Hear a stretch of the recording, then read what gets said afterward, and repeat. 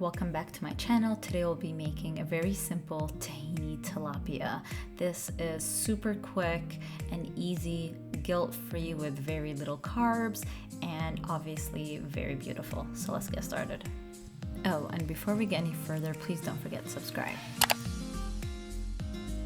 So we're gonna start by prepping our tilapia fillets, and first I'm sprinkling on some paprika, some cumin, as well as salt and pepper, and I'm gonna rub them in on both sides. So do that here first and then flip it on the other side and repeat with the exact same ingredients.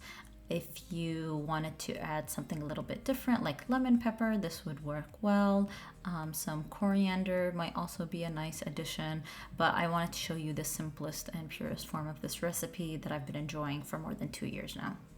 So the measurements of the tahini sauce that I'm about to share with you will be enough for 8 tilapias, but I always like to have extra in the fridge. So I'm adding 1 whole cup of Greek yogurt. Plain yogurt works just as fine.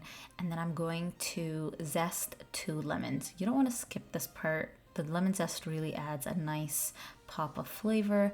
And then we're also going to add the juice of those 2 lemons, a bunch of freshly crushed garlic. You do not want to substitute this with garlic powder. It just won't be the same.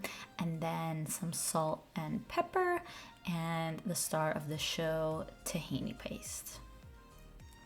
Now, if you've used tahini paste before, you know how thick it can be at times. So we're gonna start off by mixing everything together, and depending on the thickness of your tahini paste, this amount of lemon juice that we've added may be just enough. But for me here, it is feeling a bit too thick. So what I'm going to do is just add some water. And I recommend doing this only a tablespoon at a time until you get the consistency that you want. If you add too much water all at once, you'll be stuck with very runny tahini sauce, which you don't want. So this is the type of consistency you're looking for, and once you get there, just set it aside. Room temperature is perfectly fine.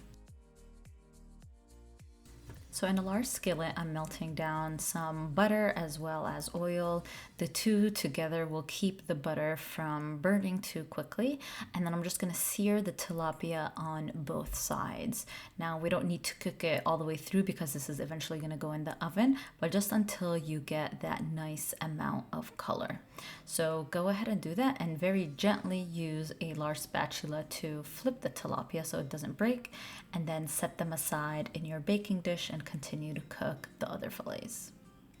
Now for your vegetables, I want to slice the green peppers lengthwise, and don't make them too thin. You want a nice bite to them, kind of like fajitas. And then we're gonna do the same exact thing with our onions. I highly recommend using yellow onions for this recipe. So 2 of each may seem like a lot, but once you cook them down, they will shrink. So in the same pan that we use to cook our tilapia, you're just going to directly add all of those beautiful vegetables. Maybe add a little bit of salt to help with the cooking process, but continue to mix them around, saute them until they slowly start to brown and caramelize and look beautiful. You can also add some oil if you feel like it needs it.